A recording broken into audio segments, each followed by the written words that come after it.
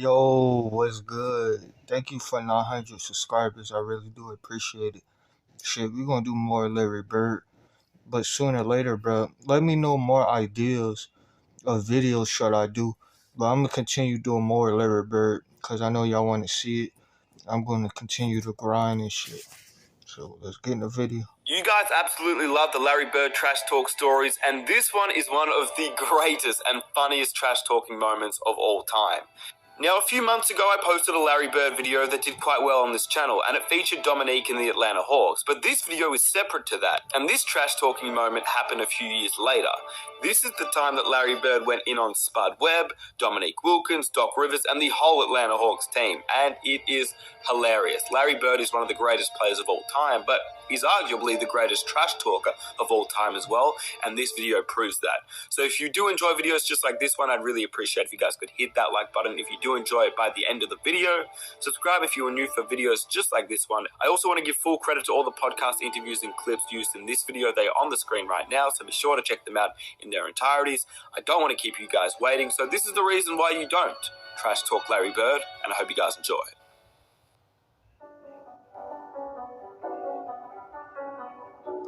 So. You guys played the Celtics, Big Three, in the playoffs, 88.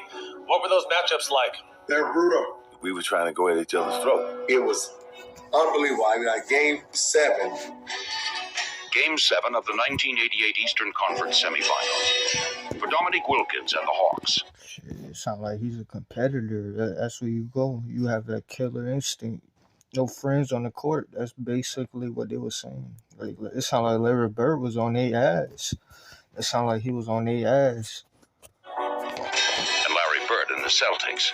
It was a time to test their championship resolve. For 3 quarters, the teams fought to a standstill. But it was only a prelude to what was to come. As the final quarter began, a grueling personal contest of can you top this was about to begin. That's right. Here's one. It's a duel. The receiver. What a game. 2 men who brought out the best in each other.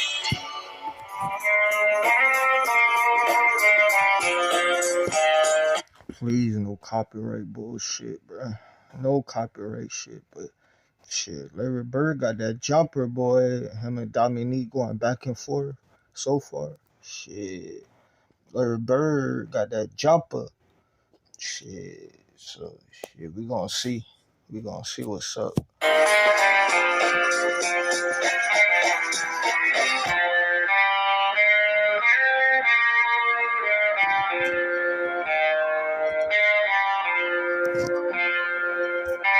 While I was in college, I used to watch and get Sports Illustrated, and I remember seeing Dominique Wilkins. And I said, man, I would love to play with this guy, not knowing anything about the Hawks, but it was like, I would love to play with him.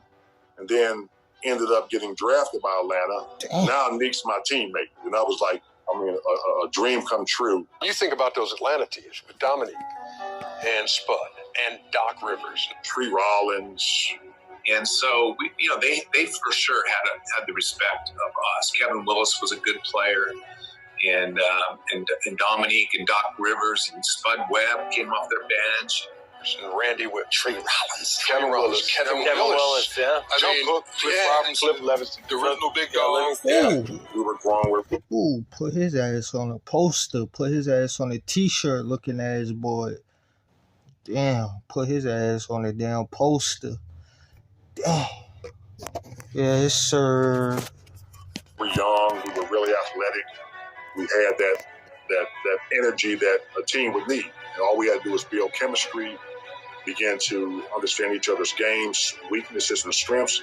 And we did that, and we started to flourish after the first 4 or 5 years. They were a deep team that could score the ball, and if we weren't at our best, we were in trouble. But with that team, they were so fun to watch because Dominique was the headliner, but everyone else around him. When you talk about Spud Webb, they would come over and play with us across the street at Georgia Tech. You say, This little joker can flat out go.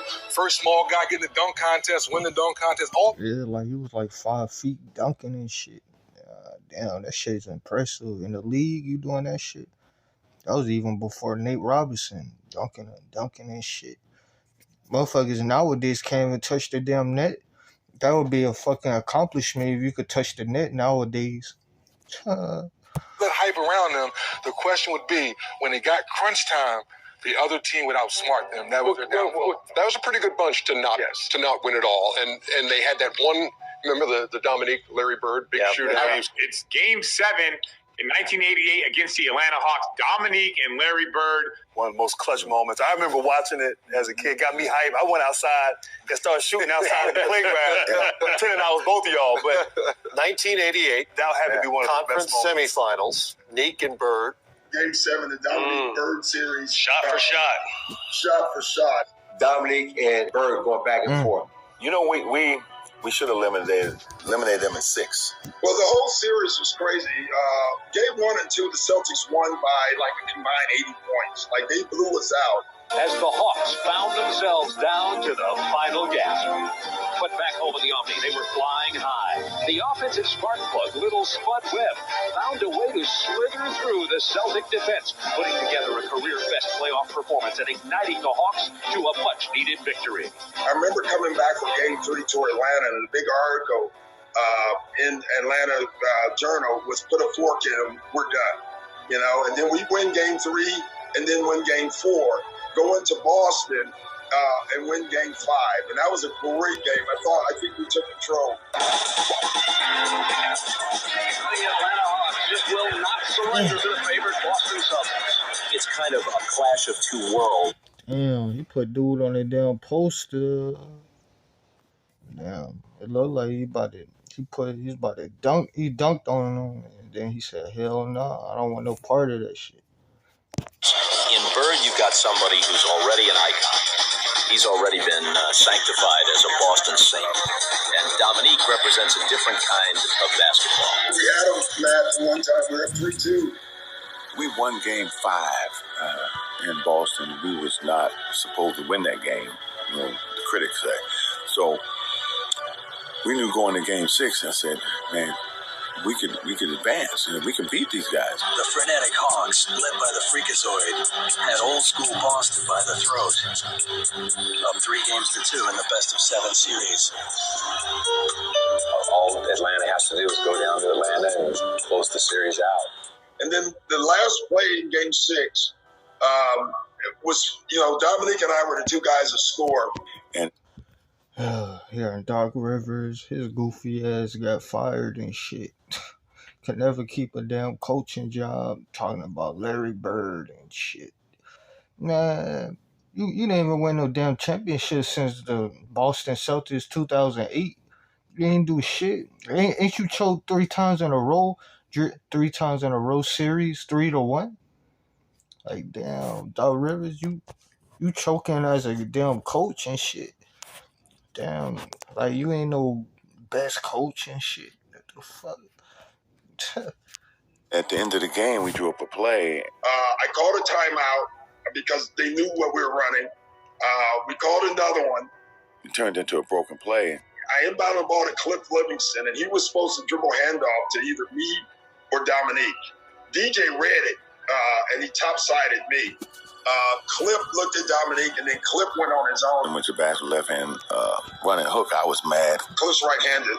He shot a left-handed hook shot. Livingston, no. Boston has won the game.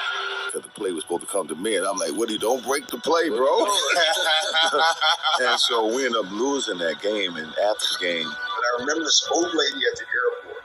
I mean, and I'm not exaggerating. She may have been 80. Had her little purse, and she walked up to me. Hey, Rivers, you thought you wasn't coming back, did you? I will never forget that. I wish I knew who that lady was. Barrett made a prediction. He said, Atlanta blew their opportunity. I'm guaranteeing a win in Boston. Damn. He said that to you? Damn, but he been getting buckets on your ass, ain't it? He won 3 chips. I mean, shit, like Bird was really him for real. He was a bucket, a walking bucket. Fuck you talking about? Well, they had their chance. They had a big chance to beat us. I think now that we're going to come out and play like we did tonight, but we're going to be at home, and our shots are going to be dropping a little bit better, and we're going to be running a little bit faster. So I'd say Sunday's going to be a big win for the Celtics. And we had to look at that, right?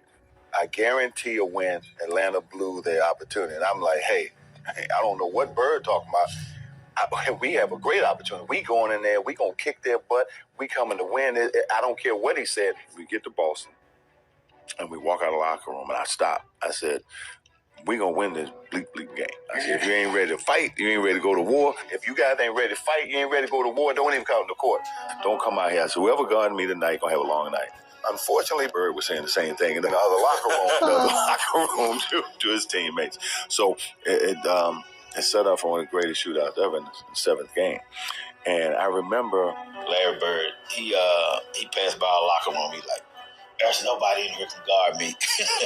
But he was just playing, though. Yeah, because he was friends. I remember before this big game against Dominique that Larry was out shooting, and I was out shooting early at one end of the court. Larry was down at the other end, and I noticed that Larry was down there like shooting left-handed jump hooks from like 12, 15 feet. Now, he made left-handed shots, but I saw him shooting right-handed jump hooks from 12 or 15 feet. And I went down there and go like, what are you doing? He goes, my Achilles tendons are killing me. My step back it won't work tonight. I need that jump hook.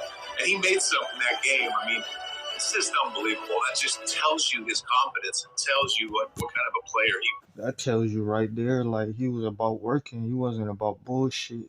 That's why I feel like in life, what you got to do if you got to just stop bullshitting. You got to just put in the work and grind. Like it sounds like that's what he was all about.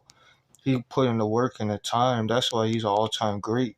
See, you just bullshit and waste time and bitch and complain about this and that and not doing that, you're not gonna see results. Or he wasn't about no bullshit. That's why you could see him winning championships. That's why he in the Hall of Fame. That's why he's an all-time great. That he put in the work. You can't do nothing but respect it. was, just to have a game plan of what shots he was going to make that night. So it set up for one of the greatest shootouts ever in the seventh game. Despite Bird's brash words, the Hawks seemed unintimidated. And it would quickly become apparent that if Larry was to make good on his prediction, he would have to contend with a high-flying Dominique Wilkins, who would simply play the game of his life. Jake O'Donnell's all set, and the tip goes to Boston. We came into Game 7 with the right mindset, believing that we would have a chance to win Game 7. You know, it was one of those Sundays in the Boston Garden, hot, crowd crazy. They expected they were going to win. I don't think they expected to have a tussle like they had in that game. Game 7 would go down as one of the greatest games in NBA history. Dominique was an unstoppable player. No guy could guard him in the league, man for man. You could see his competitive. God damn, I gotta stretch my body and shit. Oh, shit. Gotta stretch and shit. Yes, you could see his determination in that Game 7. There was only one player on the floor who could match his will. Oh, what the hell? Player on the floor who could match his will. Bird is open. Do they want him to take that shot? With 6 points on the drive. Parrish picks for Bird. Gets the roll. Shooting hand wide open. Bird with a very difficult angle gets it to fall. It look like a rainbow shot, but this shit butter like milk. And I remember he only had 12 points going to the fourth quarter. I remember coming down the floor, and I remember myself, Larry Bird, and Kevin Willis. I really believe this. The reason why Larry Bird got so hot in that game, in that fourth quarter, Kevin Willis and I and Bird was running down the court, and we run down the court, and Kevin reached across me, put his hands, and puts his finger And Larry Bird's chest said, don't let this so-and-so score any more tonight. Kevin Willis came over and said, Neek, don't let him score tonight. And Bird standing out. The next time I'm looking at Kevin. What you doing? What are you doing? You know, his Bird's eyes got like this big. You don't want to awaken a sleeping giant. He got 12 points. Don't wake him up. It sound like you woke up the giant and the giant stepped on the little damn ant. He stepped on the little mouse or some shit. He said he got his superpower back intact. Bucket, wet. Yeah. Left hand jumper. Damn, it sound like he got a bucket on your ass for real. Are you crazy? Leave him sleep. Let him stay asleep. Yes. What you doing? You don't wake up a sleeping giant. And his eyes got that big. You know, it's like his eyes got this big. I look at him, what are you doing? And from that point, it was a shooting match. That fourth quarter was unbelievable. On the drive, Bird with the reverse wraparound. Wilkins from the perimeter. That's running the offense. Bird is open. Do they want him to take that shot? 3-on-1. Larry was torturing him. Dominique was torturing me when he had the ball. That fourth quarter, maybe the best fourth quarter as far as mano of all time. I maybe might have to watch that game. I never seen that game before. Shit. Let me know in the comments. Shit. Bird gets it in low on the turnaround against Wilkins. Mano duel. Bird versus Wilkins. Wilkins responds. I got to come down there offensively. I got to carry the load, and I got to keep us going. It's Bird's turn. And I remember sitting down before the fourth quarter, and I'm watching the game. And I remember they took me out for a blow, and Kevin and Cliff Livingston came in the game, and he got hot. And I remember Coach said, all right, Nick, go in there and slow him down. I said, slow him down. He hot now. Forget that. That's the only thing I can do is try to match him bucket for bucket. That's what turned out one of the greatest fourth quarters ever. So we're playing, and the ball goes up. You know how you clear space, you get that rebound every day. You're not even worried about it. So I push and I go up to get it, and all of a sudden, man, there's just a force all over my shoulder. He grabs it, he dunks it. You know the short shorts? They were right here. I tell you right now. Damn, he was clowning his ass. Short shorts. Yeah, back in the day, y'all had them short shorts and shit. God damn, you had them tidy whiteys and shit. Tidy whiteys and shit. I mean, he threw that thing down, and I was like, oh my, and Larry has the classic line. Larry goes, shoot, better box that guy out, huh, Kev? I said, yeah, I suggest you put a body on him. That was one of the craziest things ever. I'd never seen a guy that high in my life. He just threw it down. Short shorts right here, huh, kid? Right here, baby. That was not, I still have nightmares about that, Smitty. Obviously. You had 47 in that game. Larry Bird had 34, but 20 of those in that quarter. But like I said, I think he ended with 34 for the game. And the duel continues. I don't think it was so much an edge they had. I just thought it was a player that they had, and that was Larry Bird. Bird's turn. What? Basically put the team on his shoulders in that fourth quarter. The Celtics are ahead of the Atlanta Hawks. 84-82. Will return to the Garden. So then make it easier for him to bring the ball up. Bird now cuts free. Left hand. Defense. Tied at 88. With Bird in pulling up. Bird attempting to break free. Stays with it. And one. The continuation for Larry Bird. We're up by 7. Dominique hits a 3. Lead to Bird off the fake. Improves his position.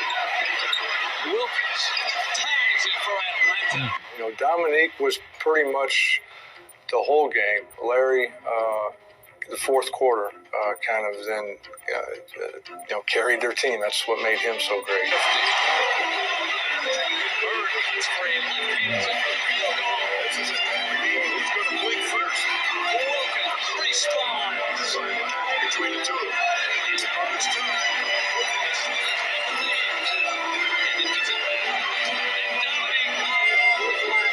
Bird snaps free. on a double team. Damn, y'all can't even guard that man for real. On a double team, that man said, "Fuck it," on a double team, and I'm in my spot. What?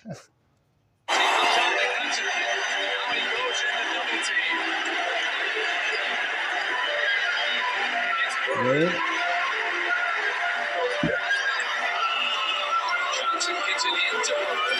Williams is there. Comes free. He probably said, "Easy money, easy money." Open, wide open layup and shit. We began the broadcast by telling you What? about Larry Bird, who following the Game 6 victory by the Celtics in Atlanta, guaranteed a win in number 7, saying the Hawks blew their chance by losing number 6. Larry Bird started. Bird is savage for real. He said they don't got no chance. But he was whooping their ass. I mean, shit, if you a competitor, that's what you supposed to say. I mean, shit, you supposed to do that shit. And he was whooping their ass. Here in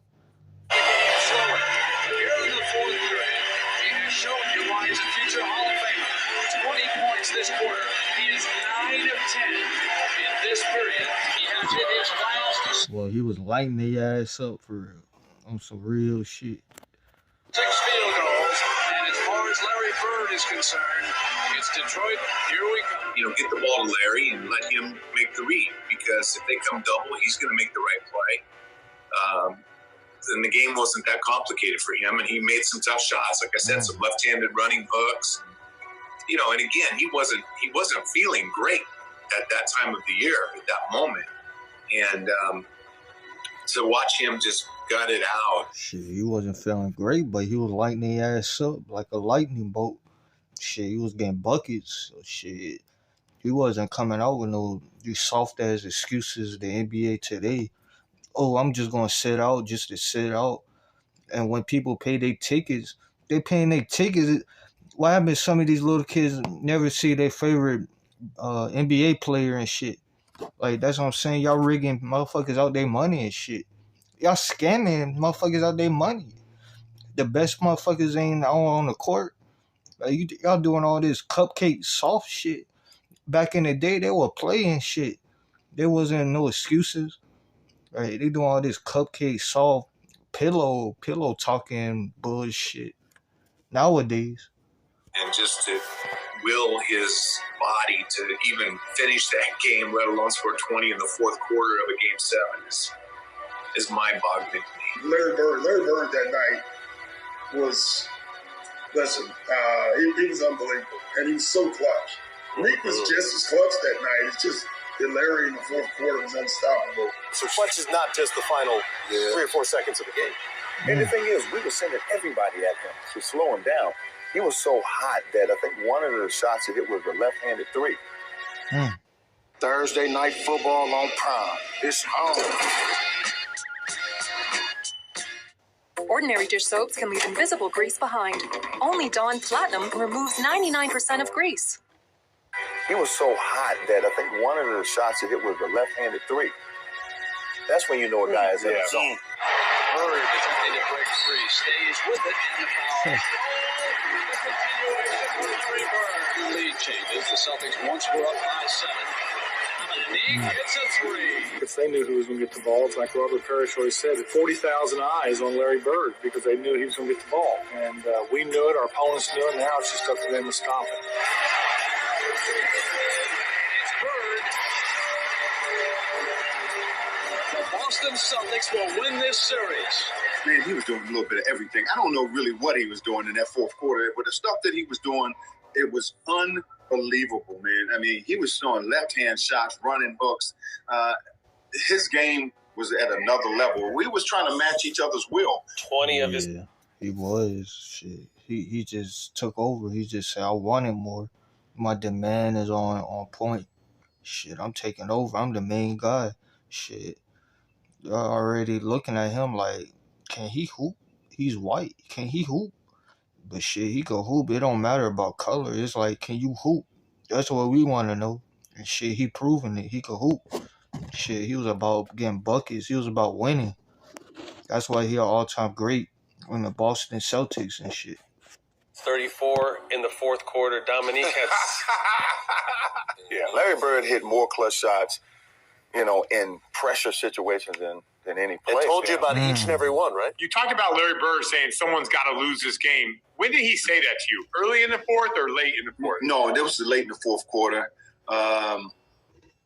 It was probably like, I don't know, 30, 40 seconds to go in the game. I think it was a timeout, or we were taking the ball out of the bounds. I can't remember what it was, but I remember him saying that. And he said, you know, we both deserve to win, but somebody got to go home. And, man, to his credit, man, he took the Celtics and put them on his back. And he would call the spot. Yeah. You know, but he never called a spot against me. That's got the best respect. I tell people Larry Bird talk trash. Yes, it lets you know. Every time. But it ain't the trash. It wasn't the trash word with the meaning. You know, it's like, I'm going to shoot left-handed this time. Right. Why you put a white boy guard? Pretty much that was it. I mean, that was one of the greatest performances I've seen from a guy in those circumstances. Because you're talking about 7th game in the playoffs. To carry his team the way he did in that fourth quarter. When you talk about the clutch shots, he hit 10 clutch shots. I was going to say that game. It was crazy, too, because it's rare in a game you feel it. Like, you know, you guys have been in games where after the game, people say, man, that was the most amazing game, but you were in it. And you're like, you know, I didn't feel that. I knew it was a good game. Right. That was one of the few games I was saying, this was a hell of a game right now. It was a hell of a game. You know? Absolutely.